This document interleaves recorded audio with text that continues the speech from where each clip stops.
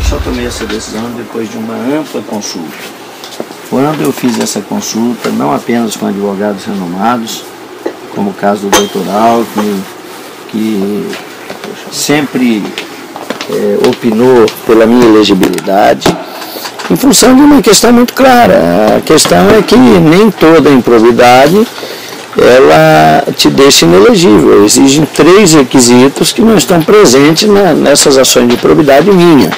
Então eu não iria me dispor a ser candidato, me expondo, causando um desgaste à minha imagem, se eu não tivesse condições de ser candidato, se eu não tivesse um parecer que me desse a garantia de que eu registre a minha candidatura. Logicamente que haverão embates jurídicos, nós estamos preparados para ele, mas eu tenho convicção que a minha candidatura é perfeitamente viável. O senhor tem até um parecer do ex-procurador-geral da República, né, atestando o que o senhor acabou de dizer.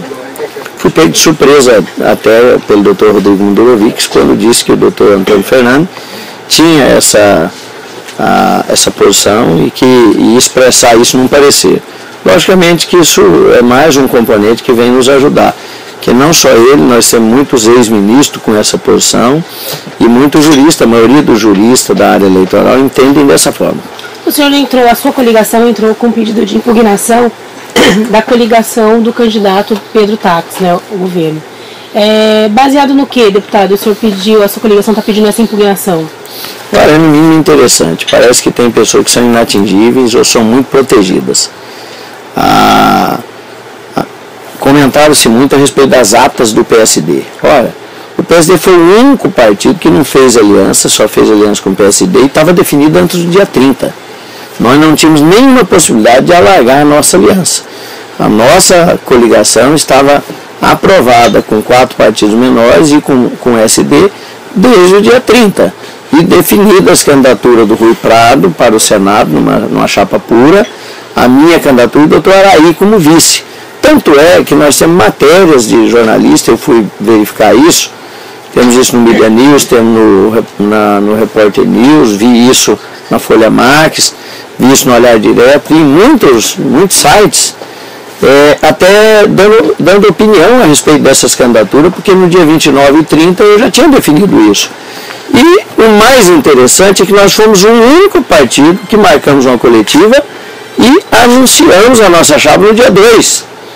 A convenção terminou dia 30, dia 1º nós fizemos todo o desentendimento acerca da condução da campanha com os partidos, no dia 2 anunciamos a chapa.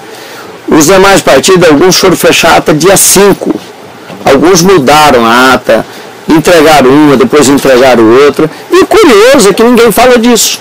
Alteraram. O curioso é que só fala da ata do PSD. Pô, o PSD tinha decidido isso muito antes. Então nós estamos absolutamente tranquilos de que essa decisão foi uma decisão da convenção. A convenção, naturalmente, todos focam no candidato majoritário. Lá ficou clara a minha candidatura, do Rui.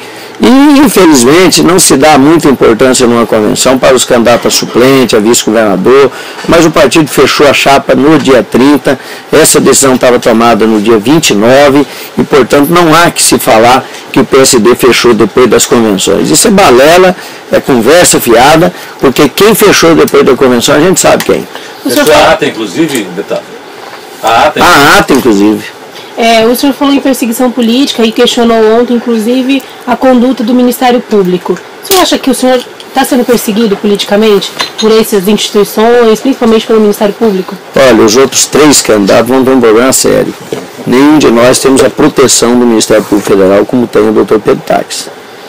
Vocês viram o que é um procurador-geral vir aqui em Cuiabá fazer campanha para um candidato. Que foi isso que aconteceu.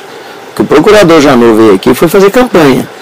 Porque um cara que vem aqui e centra a fala dele em cima dos adversários, inclusive fazendo comentário a respeito de elegibilidade e inelegibilidade, ele que é da justiça e que pode ter que opinar nisso, ele já é suspeito nisso, ele já tem posição formada. Quer dizer, ele veio aqui para quê?